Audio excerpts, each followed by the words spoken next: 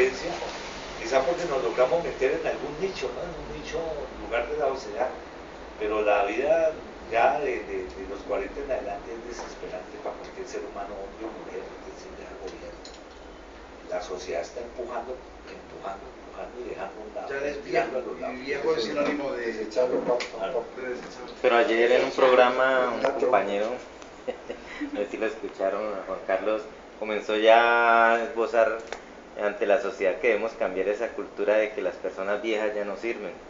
Entonces en varias ocasiones tocó el tema y dice que esa cultura de despreciar a la persona mayor, estamos perdiendo ese potencial que tienen ellos de experiencia, que en otras latitudes sí lo están aprovechando. Claro, Europa y Latinoamérica, China. Y entonces en un informe decía que de algún país extranjero decían que estaban estorbando los adultos, entonces ya eso sea porque por la jubilación ya los adultos se están volviendo un estorbo.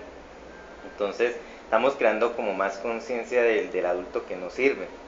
Y en relación al tema de la prostitución me causó inquietud que un país europeo comenzó a imponer sanciones a los que fueran de las prostitutas, pero para evitar el los proxenetas.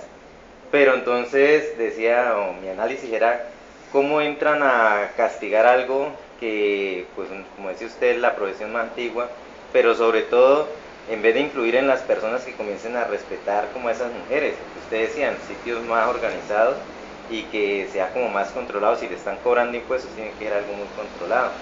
Entonces esos desórdenes lo que están causando es que, pues yo tengo una hija que está en los 18 años y me da miedo que se me vaya a dañar. Creo pues que ya ha pasado una etapa difícil, pero las primas de ella sí han seguido ese camino, que en mi bachillerato un profesor lo que decía de las prostitutas de definición, mujer que tiene relaciones sexuales con otra persona por un intercambio económico, así no sea en billete, en un intercambio pues así no sea en efectivo, pero entonces yo veo a las sobrinas de mi esposa que les gusta mucho ir a una rumba y tal, pero en un momento dado no les importa recibir un billete y de pronto irse con alguno. Entonces digo yo, uy no, o sea, me da miedo porque pues don Pablo nos decía, pilas que acá en este barrio vienen los traquetos de los barrios vecinos, y uno le decía a ella y no tuvo ese nivel de conciencia, sino que preciso cayó con un traquetico y se fue.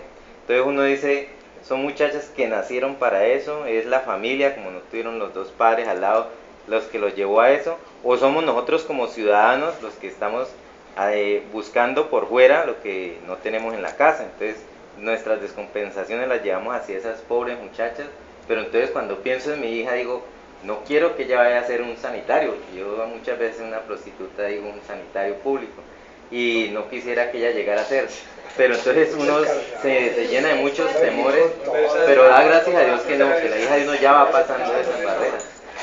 Yo lo que creo es que normalmente las vías de las prohibiciones radicales pretenden negar la existencia de fenómenos que están allí, que van a seguir estando allí, y la solución nunca es prohibir, es decir, el síndrome del avestruz, ¿no? Meto la cabeza en el huequito para que el peligro desaparezca, cuando al contrario se expone muchísimo más al peligro. Yo pienso que con el tema de la droga, con el tema de la prostitución, hay países que han encontrado otras maneras para formalizarlo, para entender que la condición humana tiene todas las pasiones, desde las más sublimes hasta las más bajas, y que si eso se regula socialmente, se evitan, por ejemplo, incrementos de carácter criminal o degradaciones verdaderamente aberrantes, ¿no? El maltrato, el ultraje. A mí, como les digo, una experiencia que a mí verdaderamente me tocó muy fuerte fue a caminar por Ámsterdam y ver eso. Ahora, no quiere decir que la prostituta va al centro de la ciudad, no, hay un barrio para eso, hay unos sitios para eso, ¿no? Y están allí, ¿no? Y lo mismo la marihuana, no es que la gente, fuma marihuana, porque no, es en el coffee shop que fuma marihuana, y la que quieras, es decir, hay unos espacios que normalizan la cosa, y esta gente paga impuestos, y la policía pues garantiza la seguridad de este tipo de Y situaciones. que no haya menores. Que no haya menores, que el alucinógeno sea de buena calidad y que no sea una basura para que le vaya a generar un daño cerebral a ese pobre sujeto que lo consume, como pasa en estas calles donde todo se prohíbe, ¿no? Que las prostitutas, insisto, no sean maltratadas, asesinadas, violadas, violentadas de todos modos, sino que no, están allí, pagan unos impuestos perfectamente protegidas. Son independientes. Son independientes y ejercen su trabajo, ya ve tú a saber si les gusta o si les tocó, qué sé yo, pero ya cada quien toma la opción que más le place para vivir libremente, ¿no? A mí francamente me parece que un esquema como ese, menos culposo, menos, digamos, sí, prohibitivo en términos generales, me parece mucho más sensato, francamente. ¿Y cómo estamos de burdeles ahí en las vías eternas? Hay un burdel, por supuesto, bastante, hay una... Bastante mojigato y la madre de Pachotiro, que es el protagonista, el burdel no, eso es para ir a comprar confites. No, es que va a ir con unos amigos, pero él nada que ver. Él no entra. No, yo fui porque estaba haciendo una investigación literaria y... Sí, Sí, la tarea. Sí, yo tengo un amigo que es músico y también me dijo que iba a ir con unos amigos, pero que él nada, y sí, iba a investigar la música. No, pero El trabajo de campo no es el trabajo de campo. Trabajo de campo, Burdeles, trabajo de baile. claro, yo también manejo, vuelvo del centro, un burdel, una casa y en lo que estoy estudiando un burdel. Pero en el burdel intento hacer una cosa, un burdel de striptease y toda la cosa, unas plateas donde las muchachas le trepan a los dientes, casi que hacen Una acróbatas casi. Pero allí hago una obra de teatro, monto una obra de teatro. Y aprovecho una obra de teatro que se llama La soledad de Odiseo, donde cuenta la historia de las sirenas, para que en la representación de la obra de teatro ya someten a crítica a todo el montón de gente que va a ese lugar. Una vaina muy loca, surrealista ahí, donde ellas hablan del poder de las vidas, cuando ustedes salen de viaje y somos las esposas las que continuamos con ustedes, es la tierra la que se mueve, ¿no? Dicen unas cosas así extraordinarias esas viejas. Allí en el texto, pues fue un texto hecho para la representación teatral. Y entonces estas sirenas le hacen, porque no hay en la historia de Odiseo, con la fantasía de las sirenas, un relato donde de manera real y efectiva se le haga el amor a Odiseo. De momento esta sirena, que lo amarran en la barra donde normalmente hacen el show, entonces resulta ser el mástil del barco y entre todas lo poseen. Y yo narro toda la escena de la sexo. Algo muy golpeado. La fantasía. No, y golpeado el machismo, golpeado el machismo, ¿me entiendes? La fantasía general. La fantasía, total. No, de verdad, porque queda derrotado. Y entonces la revolución de Derrotado. sí, no, claro. Derrotado. No, lo ponen como un fardo. Hay una entidad, una especie de diosa semidesnuda, que es la que dice unos textos y está tejiendo una red de pescar, y en la medida que teje, le sangran sus dedos. Y esta diosa es una parca, que está mostrando ahí, porque dice, no, eso tiene su cosa interesante, no hay como llegar a ser leído, pero lo interesante es que la dueña del establecimiento heredó el establecimiento porque su marido era un traqueto, y los testamentos le quedaron con todas las propiedades cuando le matan al marido, y ella logró salvar ese establecimiento. Pero ella de jovencita había hecho teatro, antes de que la enamorara el traqueto, y ama el teatro, y tuvo amores con un director de teatro. Entonces aprovecha el lugar donde continúa el negocio, pero los viernes monta el espectáculo teatral. Sí, lo lleva más allá. Claro, y la ciudad, y la gente de la ciudad, alcaldes, funcionarios, intelectuales, todo el mundo va a ver la obra de teatro en un burdel, cosa que yo anhelaría enormemente, pasar así en la vida real. Eso sería extraordinario. Estar uno en un burdel donde después se puede hacer un foro y criticar la obra. A mí me parece que la muchacha, ¿cómo se llama ella? La de los senos grandotes. No, y entonces que Yo creo que uno de los hallazgos de la novela donde empezó el diálogo Yo no, los hallazgos más importantes de Edgar Collazos es ese prostíbulo que monta. Y ese circo que mete allí también, que hay es una maravilla. Hay una del cura, que fue de ahí. Hay una novela de... Porque el palo de perro eso es extraordinario. Una novela de Laura Restrepo que se llama novela, que es realmente más una crónica que una novela, que se llama La novia oscura. Laura Restrepo hace una investigación impresionante y se mete en la investigación sobre las prostitutas, no, las prostitutas de Barranca Bermeja. Y hay una prostituta de origen japonés que se llama Yasonara, que es como el saludo en japonés.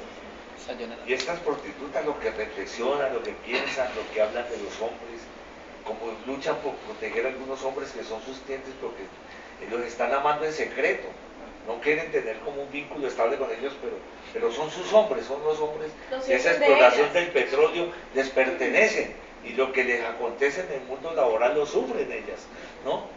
Eso es una maravilla. Hay una novela no, hay una película bellísima de esta directora de cine italiana, acabé de olvidar el nombre, que se llama Amor y Anarquía. Oh, ya. Y esa película es muy bella, les recomiendo que la busquen, Amor y Anarquía. En esa novela, un joven recibe a un primo tío, que viene muy contento, con un sombrerito y todo, y vestido saco y corbata, y le dice, ¿qué vienes a hacer? A Roma, y dice, no, vine a matar a Mussolini. Era un anarquista italiano que iba en la misión de matar a Mussolini, y le confiesa todo el plan que tiene para matar a Mussolini y los contactos a su primo, pero al anarquista lo descubren y lo matan, las fuerzas de Mussolini, los fascistas. Entonces el primo se siente con la obligación de cumplir la tarea de su primo, el que han matado, y uno de los contactos era en un prostíbulo, en un burdel. Hay una muchacha que creo que se llama Leporina, y esa muchacha termina de tener un vínculo y se enamoran, y de pronto entre ellas dice, ay, lo peor que le puede pasar a un gran hombre es enamorarse de una puta. Porque está sufriendo por todos los secretos que ella tiene que guardarle a ese tipo. Y entonces él la trata con una decencia, como si estuviera enamorando a una adolescente, una muchacha tierna, y ella se le acuesta en una cama y se le revuelque y le sube las piernas y se ve para acá. Y dice, así no, Leporita, así no puedo yo. Así no, yo necesito que ocupe el amor. Eso es así, pues, y ella quiere hacerle el sexo para podérselo quitar de encima, porque él le está imponiendo el otro código, el código del amor, no el código de la sexualidad. Y ella es solvente en el de la sexualidad, en el otro código es absolutamente inerte, es vulnerable. Eso es una película bellísima. ¿Cómo se llama? Amor y Anarquía. Amor y Anarquía. ¿Y aquí cómo ocurre? Hay un personaje que se llama Pachotillo, que es un sicario. Esta es una historia que dialoga mucho con lo que fue Tuluá en los años 90 y todo lo que fue el auge del narcotráfico y todos esos carteles y toda la violencia que se generó allí. Hay un personaje que se llama Maritza, es una prostituta de ascendencia aborigen, y ella se enamora efectivamente de Pachotilo, que es un sicario, ¿no? Y bueno, entre ellos ocurre el amor, aunque en una sola dirección, porque él es un sujeto incapaz de amar, ¿no? Al mismo tiempo se cuenta la historia del sicario, pero como el sicario es un personaje tan hosco, tan detestable, tan deleznable, la historia hace un contrapunto con otra historia, que es la historia de un marica llamado Rafico. Rafico se enamora de un médico. Lina Bermúdez, de un médico que está... Y el actor de la... Entonces las historias se van mezclando, ¿no? Un médico que está casado, tiene un hijo y tal. Y entonces, el médico. Y Rafico lo ve un día pues al médico y dice, este es para mí. Y él es pintor, ¿no? Se enamoró totalmente. Y a él le dice, pero Rafico, si él es un hombre casado, con hijos, dice, no le hace. En el pecho de todo hombre cabal con un cacorro escondido. Y todo es darle un par de aguardientes. Y él se va. A ver, ¿quién se tomó aquí? Y él se va detrás del médico. Entonces la historia, y luego, por otra parte, Pacho Tiro termina enfrentado al patrón del pueblo, ¿no? Precisamente por un mal consejo que le dan. Su hermano ha caído desmayado con un problema cerebral. Los médicos dicen que eso es meningitis, pero para un sicario eso es una explicación muy tonta, y él decide llevarlo de un chamán, y el chamán le confirma que efectivamente le han hecho un maleficio.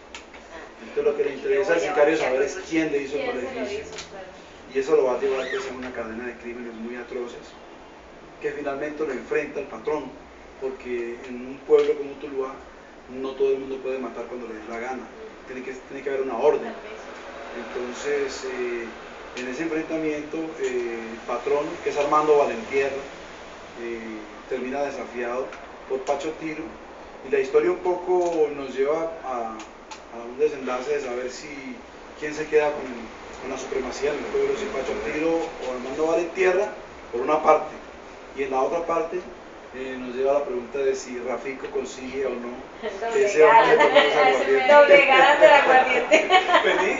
Esa es la novela. ¿Y la gente de Zurich cómo vio la historia entonces? Les gustó muchísimo. Curiosamente, había una cosa muy, porque la chica me mandó los trabajos y todo, ¿no? Que yo pensaba que iba a haber mucho problema, porque esta historia está contada en tulueño. ¿Qué tal, no? Entonces yo pensaba que si el vocabulario iba a ser muy dificultoso, y por eso puse al final un pequeño glosario de palabras que yo sé que fuera de Colombia son difíciles de entender, ¿no? En esa búsqueda encontré cosas muy curiosas. Fíjate que una palabra como atarbán, que nosotros usamos todos los días y siempre, esa palabra no existe en el diccionario. Esa palabra es un colombianismo de origen muy muisca, imagínense. Expresiones como dar papaya, que para nosotros es clarísimo. Un español no sabe qué es dar papaya. Cacorro. Cacorro, eso solamente funciona aquí. No es que, no, en todas partes hay cacorros, pero solamente se les llama. No, solamente funciona en Tuluá. La palabra guayabo, por ejemplo. También, sí. Resacan, bueno, en fin. Y entonces esta historia está contada con 4 narradores, ¿no? Un narrador en primera persona que es Pacho Tiro, contando su itinerario. Hay otro narrador que va diciendo como el paisaje de Tuluá, del Valle del Cauca, son unas pequeñas postales. Hay un narrador que es como la voz del pueblo, una voz populi. Nunca se nos dice quién habla, pero es como, parece como una persona chismosa, llevando y trayendo, ¿no? Y finalmente hay otro narrador ya más distanciado, que va contando la historia de las víctimas de Pacho Tiro, porque a mí me interesaba mucho que se contara no solamente la historia de los criminales, sino también la historia de las víctimas, que es muy desgarradora y que hace parte, digamos, importantísima de lo que es la historia de lo que es nuestro país, ¿no? Voy a leer un pedacito de las historias de Rafico. Rafico es pintor, ¿no? Es pintor, y Misia Ermelinda, la mamá de Pacho Tiro, le ha encargado que le haga un retrato en la casa, ¿no? Este más o menos este es el discurso del narrador Voz Populi, ¿no? ¿Y quién iba a sentir pena por Misia Ermelinda? No ves que ella no tenía la culpa de haber parido unos hijos así, pobrecita. De repeso, tremendo calor que estaba haciendo, y fíjate, Rafico desgreñado, con ese pelero tan espantoso. Claro que si permanecía en esa casa no era por gusto, sino porque la señora le había encargado un retrato de sus muchachos, y últimamente él no tenía por qué agradar a todo el mundo. Si a los demás les molestaba su caballete de pintor, nada se podía hacer, porque muy fino sí era, de madera importada, de Italia. Pero bueno, cualquiera sabe que los gallinazos no comen alpiste. Como sea que hayan ocurrido las cosas, menos mal que a Juancho ese le pusieron el freno. ¿Será que ahora sí paga todas las bellaquerías que ha hecho? Rafico tuvo que haber sentido mucha rabia cuando el tipejo miró su obra y empezó a insultarlo. Que mamá, pues para qué le pagas a este maricón por hacer mamarrachos, y él que ninguno mamarrachos, que respetara a los artistas. Y Misia Ermelinda, bochornada otra vez, ay mi hijo, dejarlo en paz que me está haciendo un favor. Y es que sí vio, que ya le habían fastidiado a su vieja, que ahora sí se las iban a pagar, para saber que precisamente al otro día le tocó al miserable ese, vérselas con la desgracia, muy bueno, por majadero. Si vos mirabas, el retrato estaba quedando mejor que la foto original, porque ahí salían horrorosos los 2 hijos de la señora, haciendo la primera comunión, con ese peinado tosco y desabrido, y el Pacho Tiro poniendo cara de yo no fui, como si nadie en Tuluá supiera que por esa misma época ya le había macheteado el brazo a un muchachito de enseguida, y todo al parecer porque le sostuvo que su papá era un viejo cacorro. Como dice el propio Rafico, no hay que andarse con rodeos, la verdad duele pero es muy fácil. Lo que sí da mucho pesar es ver a Misia Ermelinda en medio de tantas penurias, Para muestra un botón, el día que le sucedió a Juancho el incidente misterioso, ella estaba muy contenta y había probado el regalo de la moto. Y sí, obviamente, le preocupaba que de pronto se diera un golpetazo en ese aparato, transitando por ahí borracho. Pero ¿qué otra opción tenía ella si no admitirlo? ¿Acaso Pachotiro no anda consultando sus decisiones? Ni más que fuera, bufará el soquete ese. Un varón nunca pide permiso.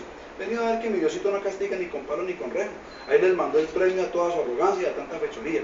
Por eso, lo mejor es seguir la pauta de mi Hermelinda y de Rafico, que siempre comulgan los últimos domingos de cada mes. Primero se van a rezar y escuchan toda la homilía de Fray Alonso Teortúa.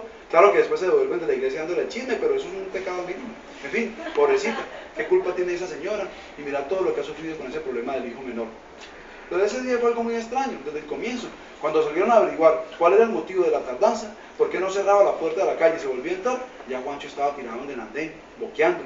Ni se alcanzó a estrenar la moto que le regaló su hermano. Y entonces, pues que le tocó a Rafico traer un médico, porque había tanta confusión y bullaranga que a ninguno se le ocurría. El pobre salió corriendo con sus chanclas azules, las de pintar, que siempre se le enredan y jamás bota, porque le hacen juego con su caballete de color celeste.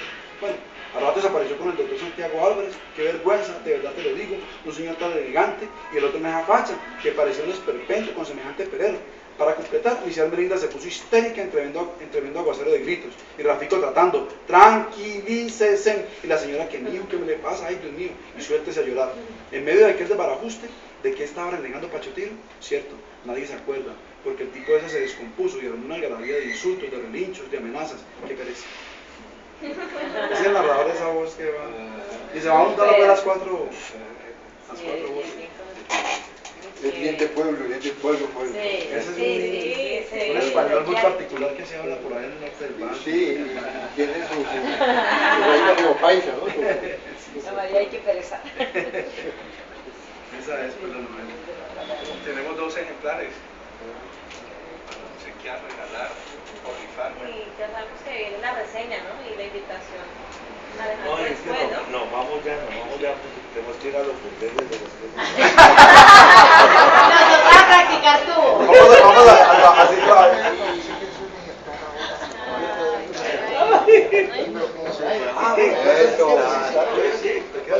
Sí. Yo te lo mando. Ah, listo.